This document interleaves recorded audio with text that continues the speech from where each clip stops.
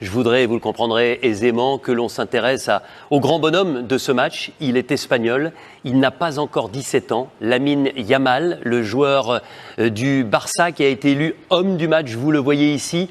Et regardez ce premier but de toute beauté, c'est absolument exceptionnel.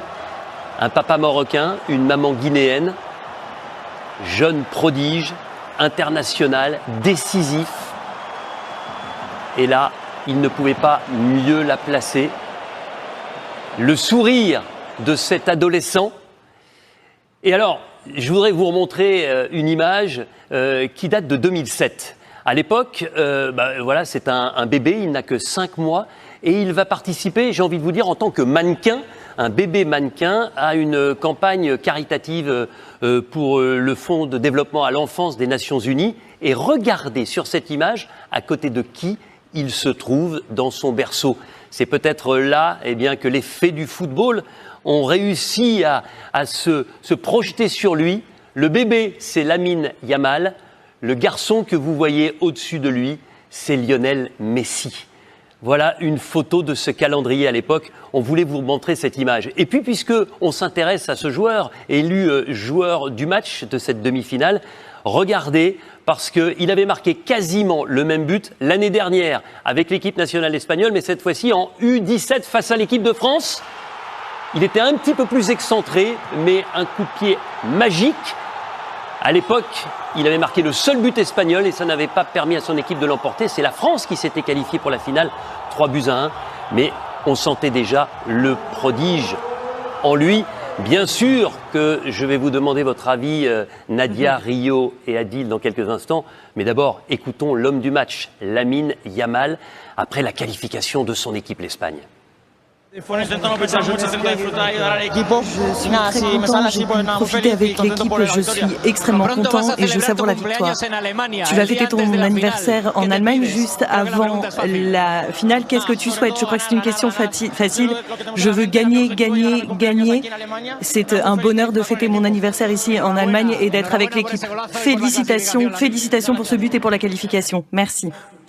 C'est symbolique, je veux gagner, gagner et encore gagner. Il va avoir 17 ans samedi et il va avoir tout le temps de gagner. Quelle précocité, Adil. Oh, c'est trop et en plus il fait ce match-là avec la meilleure défense du tournoi. Malheureusement ça tombe sur nous. Mais parce que c'est lui qui débloque le match pour l'Espagne, ne l'oublions jamais. Il débloque le match, mais surtout moi ce qui m'impressionne c'est qu'à 16 ans, il a cette maturité, cette justesse technique. On voit tout en fin de match avec sa petite faute intelligente. Franchement, c'est un prodige qui est né au niveau européen, parce qu'on le savait très bon du côté de Barcelone, mais là, on est dans une compétition quand même assez balèze. Rio Mavuba, votre avis m'intéresse beaucoup, parce que vous, à Bordeaux, au Girondins de Bordeaux, vous entraînez des joueurs de cet âge-là qui ne sont pas encore professionnels. Vous imaginez que l'un de vos joueurs puisse avoir ce niveau-là ? Et vous mesurez le talent et la précocité de Lamine Yamal? C'est hors norme, tout simplement. Il fait partie de cette trempe-là je pense, de très grands joueurs, même s'il est très jeune. Mais en tout cas, je lui souhaite cet avenir-là.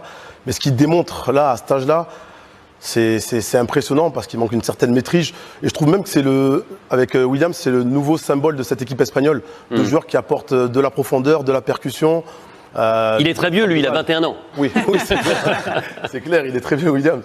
Mais franchement, quand je vois un joueur comme Yamal, je me dis qu'il a, même durant l'Euro, je trouve qu'il a progressé. Parce qu'au départ, il avait tendance même à porter un petit peu trop. Et là, ce soir, en tout cas, il a fait preuve de grande maturité. Les mots parfois nous manquent, Nadia, pour décrire ce qu'on ressent quand on voit évoluer ce tout jeune joueur, ce junior. C'est impressionnant, c'est le genre de joueurs qui nous font aimer le foot et qui donnent envie de regarder les matchs. Et je rejoins Rio, ce qui me frappe, c'est sa qualité technique, elle est extraordinaire, mais c'est la capacité qu'il a à prendre les bonnes décisions, à se responsabiliser, à tenter des choses, à jouer avec ses partenaires. Il ne joue pas du tout la tête dans le guidon comme peuvent parfois faire certains très jeunes joueurs. Donc son niveau de maturité à cet âge-là, chapeau. On se demande jusqu'où ça peut aller. Qu'on revienne sur l'Euro de Kylian Mbappé et j'ai quelques stats à vous donner. Sur l'ensemble des rencontres qu'il a disputées, il a tiré 24 fois. Il a marqué une fois, souvenez-vous, c'était sur pénalty face à la Pologne. Et sur ces 24 tirs, 9 ont été cadrés. Adil, vous le connaissez bien, pour un joueur de cette trempe, même avec le nez fracturé, c'est très nettement insuffisant pour emmener cette équipe de France plus haut et plus loin. Mais bien évidemment qu'on attendait beaucoup plus de Kylian Mbappé, on le sait capable de faire beaucoup plus. Maintenant, on va dire que c'est un petit peu à l'image de cet Euro. Il n'y a pas beaucoup de grands buteurs. Il n'y a pas eu de stars qui ont surclassé cet Euro. Maintenant, il y avait pas mal de soucis, je pense, aussi pour lui mentalement. Ouais. Son transfert, sa fin de saison au Paris Saint-Germain, son nez cassé. Mine de rien, ça fait beaucoup un petit peu. Quand on additionne tout ça. Ça fait beaucoup. Et après aussi, on va additionner on va dire le schéma tactique de cette équipe de France, qui était quand même beaucoup plus défensif qu'offensif. Donc, ça ne l'aide pas tout ça. C'est vrai qu'on est obligé de repenser à la fin de saison difficile avec le Paris Saint-Germain, ce transfert et plein de choses qui doivent se bousculer dans sa tête. On a tendance à l'oublier parce qu'il fait preuve toujours d'une très grande maturité, Nadia, mais il n'a que 25 ans.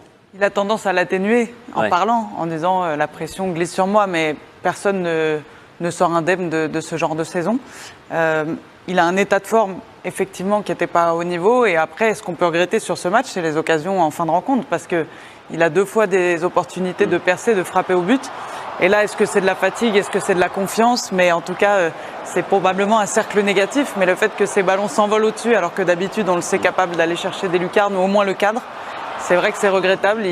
Même en faisant un Euro moyen, il aurait pu être le sauveur à la fin de ce match.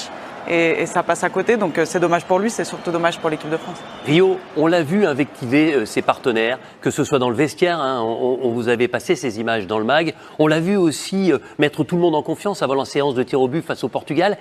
J'ai l'impression qu'il a été un capitaine par la voix, mais qu'il n'a pas réussi à traduire ça sur le terrain au quotidien. Exactement, il a pris son nouveau rôle de leader très à cœur et il a vraiment essayé de montrer la voie. Maintenant, quand on est capitaine, justement, le premier chemin qu'on doit montrer, c'est sur le terrain. Et malheureusement pour l'équipe de France et pour lui, il n'a pas su le montrer. Et c'est assez regrettable parce qu'on connaît les qualités de ce joueur-là. Et pour, je pense, l'emporter, aller plus loin, en tout cas au moins en finale, il aurait fallu que Kylian Mbappé soit plus en jambes et plus décisif pour notre équipe. Alors bien Didier, l'équipe de France sort de l'Euro par une équipe espagnole plus forte que les Bleus. Oui, c'est une très belle équipe, on le savait, elle a prouvé ce soir. Voilà, même si on a eu le bonheur d'ouvrir le score, mais elle nous a posé des difficultés parce qu'elle a été supérieure dans la maîtrise, même si on a essayé jusqu'au bout, mais oui, c'est l'équipe qui avait donné la meilleure impression et ce soir elle a fait voir toutes ses qualités. Oui. Le regret réside dans la gestion des 4 minutes avec ces 2 buts encaissés, coup sur coup. Oh, c'est pas gestion, c'est qu'on était un peu en retard entre deux. Peut-être certainement on avait peut-être un peu moins de jus, de fraîcheur, peut-être aussi, qui a mené à un peu trop de déchets techniques, notamment dans la construction du jeu où on savait très bien, tout ce qui est ballon en arrière, ça vient très vite presser. On n'a pas fait assez souvent à orienter vers l'avant.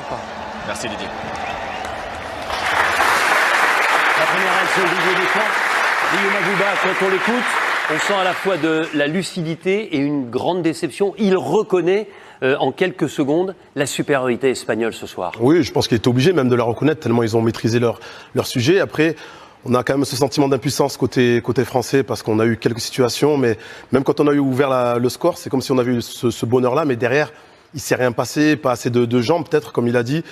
Alors c'est des choix qui ont été faits, mais je pense qu'aujourd'hui la meilleure équipe s'est qualifiée. Pourtant, Adil, c'est vrai que quand Kolo Muani marque ce premier but, que la France mène à 1-0, pendant quelques minutes avant l'égalisation, on a l'impression que les attaquants français ont pris le meilleur sur les défenseurs espagnols. Ouais, on a senti une certaine délivrance, on s'est dit que les Espagnols allaient peut-être être beaucoup plus haut pour essayer de revenir au score et qu'on allait pouvoir profiter de la vitesse de Kylian Mbappé, Dembélé ou de Kolo Muani. On y a cru, on s'est même dit qu'il pouvait y avoir même un gros score. C'était peut-être un peu trop ambitieux. Et forcément, on est déçus, comme vous devez l'être, Grégoire Margoton et Vicente Lizarazu. Alors, il y a un homme qui symbolise en cette équipe de France l'impuissance des Bleus, c'est Kylian Mbappé. Oui, Denis, il n'est pas seul. Il n'est pas seul, Kylian Mbappé, ce soir, mais il est seul sur l'ensemble du tournoi. Voilà, on n'a pas vu le vrai Kylian Mbappé, le capitaine de l'équipe de France, sur l'ensemble du tournoi. Vicente, on imaginait ce soir, mais il y avait peut-être trop de passifs pour lui, le nez, plus la saison, plus plein de choses qui ont fait que ce soir il n'a pas pu être celui qu'on espérait. Alors il était passeur décisif sur le but de Randal Kolo Muani, c'était plutôt bien parti, on espérait qu'il y ait un déclic sur ce match-là, ça avait plutôt bien commencé, simplement c'est ensuite cette équipe de France, quand on démarre aussi bien, comment on peut se faire renverser. Vraiment, l'équipe d'Espagne à ce moment-là, elle était perdue, elle ne savait pas comment défendre, elle reculait énormément, elle était transpercée. Et moi, ce que j'ai surtout trouvé, c'est qu'on a été assez passif défensivement. C'est-à-dire que ce qui a été notre force dans ce tournoi, ça a été notre faiblesse aujourd'hui. On a été passif défensivement, nos milieux de terrain, ils étaient tout le temps en train de reculer, toujours à distance du porteur du ballon sur le but de Lamine Yamal. Il y a 3-4 joueurs qui ne vont pas l'attaquer. Et pour moi, c'est ça qui a fait beaucoup la différence aussi ce soir. Si à tous les deux, on reviendra justement sur cette défense qui a craqué dans quelques instants, mais je voudrais les raisons de cet échec et de cette élimination. Mais d'abord, eh bien, on est déçus, vous êtes déçus et les supporters qui étaient présents à Munich le sont aussi et ils sont aux côtés de Yacine N'Faoui. Denis, on a retrouvé des supporters français à la sortie de l'Allianz Arena. Quelle réaction ce soir? Qu'est-ce qu'il a manqué aux Bleus ce soir? Comme sur toute la compète, des jambes et de la niaque. Les Espagnols ce soir, ils avaient des jambes et la niaque. Pas de bol pour nous. Et c'est vraiment frustrant de s'arrêter au port de la finale. C'est une première pour nous. Ça fait longtemps qu'on n'avait pas vécu ça. On est quand même privilégiés parce qu'on a vécu des belles années. Et merci les Bleus quand même. De ton côté, sur quoi les Espagnols nous ont fait le plus mal et il y a de la déception ce soir, j'imagine beaucoup de déception. Ouais, ils sont mauvais joueurs je trouve. Parce que ce gain de temps qui prennent pour une faute, pour dégager le gardien, vraiment tu peux rajouter 5 minutes et l'arbitre pas très clément non plus. Pas très dans le sens du jeu des Bleus, donc dégoûté de ouf, parce qu'on ne méritait pas du tout. Mais ils ont su maîtriser le jeu et nous maîtriser surtout. Bon, on va continuer à supporter les Bleus, on va les supporter pour les autres compétitions qui arrivent. Ouais, c'est sûr, on l'a jamais rien, toujours derrière nos Bleus, mais là ce soir c'est la douche froide. Merci beaucoup. Avant d'entendre ce supporter parler de douche froide, moi j'avais envie de parler de chape de plomb. En les voyant, il y avait un silence. Oui, chape de plomb, vous ne connaissez pas ça? Non, je ne connais pas, non. Bon, eh bien, écoutez, je vous le noterai. Rio, coach Rio, c'est votre statut ici dans le MAC. Je voudrais qu'on revienne sur le symbole d'un milieu de terrain en difficulté, ce qui explique aussi la défaite de l'équipe de France. Et ce symbole est représenté par Aurélien Tchouaméni et Adrien Rabiot. Oui, c'est vrai qu'on a vraiment souffert, Lisa le disait tout à l'heure. On a eu une équipe qui a eu tendance à beaucoup reculer. Et c'est vrai que ça a favorisé le jeu espagnol. Là, on peut le voir donc, sur cette image. La position de Olmo qui nous a fait très mal ce soir, je trouve. Il a toujours été en réaction, toujours bien placé à fixer nos deux milieux de terrain. Et nous, on a eu tendance à reculer, là, comme l'a fait Aurélien Tchouaméni. Mais du coup, il rate sa déviation. Et sur ce centre, c'est le premier avertissement, je trouve, au bout de la 5e minute, où on est quand même en danger parce qu'au départ, on n'avance pas. Et ça finit par cette tête où on aurait pu concéder un but. Là, on va voir encore une fois la position de Yamal et de Olmo qui est toujours entre les deux. Yamal qui vient fixer à l'intérieur. Et c'est là où la position de Rabiot qui est bien obligé de séduire à la feinte de Yamal. Et c'est là où Tchouaméni doit monter, venir fermer son pied gauche. Et du coup, il laisse cette liberté. Alors évidemment, il y a tout le talent de Yamal parce que la frappe, elle est exceptionnelle. Mais c'est là où Tchouaméni doit vraiment sortir. Pareil, encore une fois, Olmo. Tchouaméni peut-être un peu en retard sur le placement. Il doit venir fermer à l'intérieur. Et regardez que c'est qui est touché encore une fois. C'est Olmo dans le dos des deux milieux qui court dans notre but. Encore une fois, on court vers notre but.